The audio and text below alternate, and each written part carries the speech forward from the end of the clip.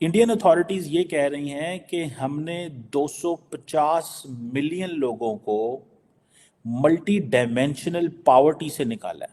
हम लोग ये चीज़ नहीं अंडरस्टैंड करते हैं कि सिक्योरिटी पे बहुत ज़्यादा बजट लगाने की बजाय जो बजट एजुकेशन पे लगाना है वो ज़्यादा ज़रूरी है। इंडिया में सबसे पहले तो उनकी जो है ना वो सिलेबस की यूनिफॉर्म पॉलिसी है। वो उनकी रेडी बान का बच्चा जो है वो भी वही सिलेबस पढ़ रहा है जो उनके डिप्टी कमिश्नर का बच्चा पढ़ रहा है। ठीक कि आज़ादी हासिल की थी इंडिया ने।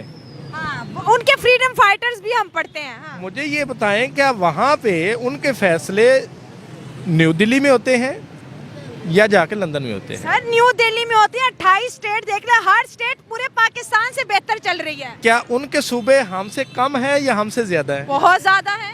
क्या वहाँ पे मार्शल लॉ आया है या नहीं आया? सर अब तक तो नहीं आया। ये बहुत बड़े स्टैटिस्टिक्स हैं। अगर आप देखें तो मल्टी डायमेंशनल पावर्टी जो है ये एक वो जिसे कहते हैं ना कि आप एक बड़े पैमाने पे बड़े लोगों को निकालना। हमने चाइना के बारे में तो सुना था। जय हिंद दोस्तों ने नंबर 3 की अर्थव्यवस्था बनाने के लिए अपना 2024-25 का बजट पेश किया। हम कहते हैं कि वो हमें आज़ादी दे के गया था, हमें आज़ादी दे के नहीं गया था, वो हमारी हरकतों से तंग आके चला गया था। सच्ची बात तो ये है। ठीक है, यहाँ पे आप अपना आईडी कार्ड के बिना वहाँ पे दाखिल नहीं हो सकते, सिर्फ वो एरिया आज़ाद है। वो कौन सा एरिया है? वहाँ पे सारी सहूलतें मौजूद हैं, वहाँ पे लोड शेडिंग नहीं है, वहाँ पे गैस के बिलों का मसला नहीं है, वहाँ पे किसी को जान की फिक्र नहीं है। ठीक है, आप मेरे मुंह से निकलवाना चाहती हैं, ये आपको ज्यादा पता है। अपना हक नहीं दे रहे। ठीक है जी, महंगाई दिन ब दिन बढ़ रही है, रोजगार नहीं है। गिलगित बल्तिस्तान हमारा एक बहुत बड़ा इलाका है, जहाँ पे टूरिज्म ये वगैरह आते हैं, वहाँ पे काफ़ी मुनाफा होता है। लेकिन ये है कि हमारी हुकूमत को बस अपनी कुर्सी की पड़ी हुई है, जिसको देखो वो आए दिन कि उन्होंने बहुत बड़ी तादाद में निकाला है। आप देखें कि ये जो इंडियंस कह रहे हैं ये एक बड़ा डाटा है, एक बड़ी फिगर है। अच्छा, मज़े की बात ये है कि इस बजट के अंदर ये तो कहा जा रहा है कि ये pro people programs Indian authorities या इंडियन गवर्नमेंट लेके आई है, लेकिन एक और इम्पॉर्टेंट डेवलपमेंट है जो India middle east Europe corridor के हवाले से है।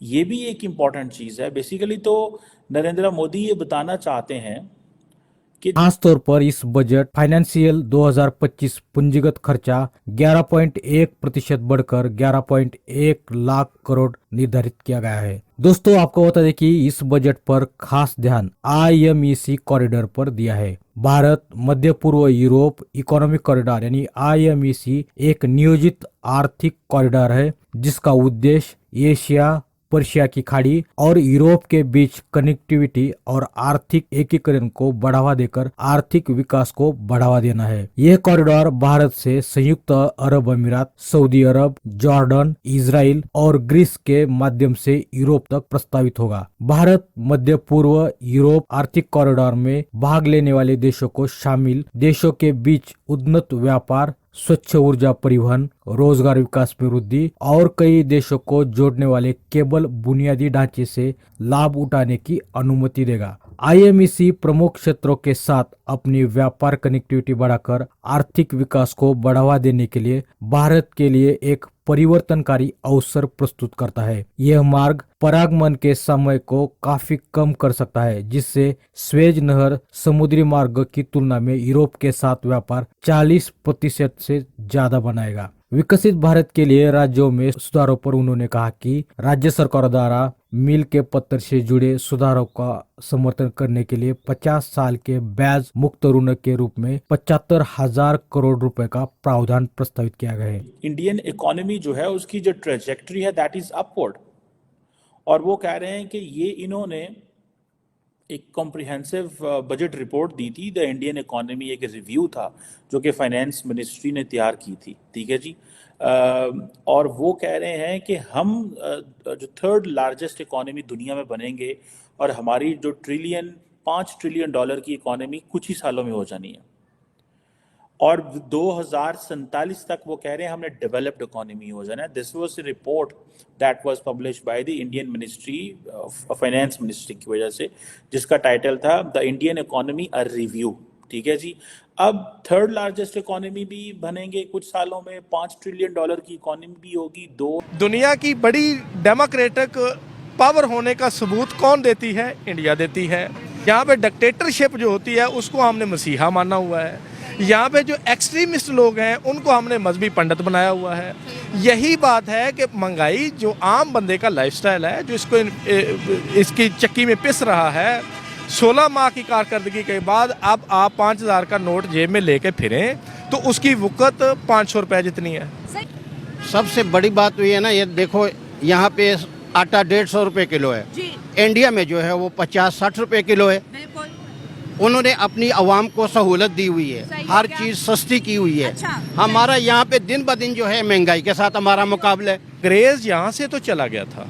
2047 तक, 2047 तक हम डेवलप्ड इकोनॉमी का स्टेटस भी ले लेंगे।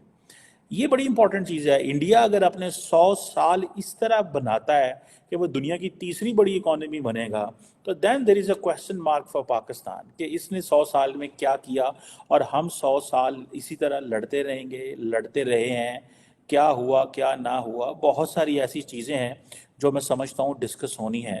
पर्टिकुलरली मेरा जो टॉपिक है वो इस सारी डिस्कशन के अंदर वो जो इंडिया ने एक जिसे कहना एक जुआ खेला है, और वो जुआ है कि उन्होंने ये जो कॉरिडोर मुतारफ़ कराया था G20 में, वो कहते हैं ये एक गेम चेंजर है। ये चीज़ पाकिस्तान भी कहता था जब चाइना पाकिस्तान इकोनॉमिक कॉरिडोर आया, तो ये कहते हैं गेम चेंजर है। निर्मला साहिबा कहती हैं this is a strategic game changer, और वो कह रहे हैं कि बिलियंस ऑफ डॉलर्स जो हैं वो आएंगे काउंटर चाइना। इंडिया $125 की बायलैटरल ट्रेड भी कर रहा है चाइना के साथ, और वो कह रहा है कि हमें और बिलियंस ऑफ डॉलर्स चाहिए ताकि हम वेस्ट को कन्विंस कर सकें कि हम आपके साथ मिलकर काम करना चाहते हैं। और मिडल ईस्टर्न ममालिक तो ऑलरेडी जो है वो दोनों तरफ से फ़ायदे उठा रहे हैं, लेकिन असल चीज़ तो है ये अमेरिका को कन्विंस करना है। अब इंडिया बहुत ज़्यादा कंपटीशन कर गया, पाकिस्तान से बहुत ज़्यादा आगे निकल गया। अब वो पूरे ऑल टू वर्ल्ड जो ऑल द वर्ल्ड है ना, ऑल वर्ल्ड में से इंडिया जो है तकरीबन 5वें-6ठे नंबर पर है, जिसमें बहुत ज़्यादा यूनिवर्सिटी है। पाकिस्तान की उसकी निस्बत हाफ यूनिवर्सिटी भी नहीं है।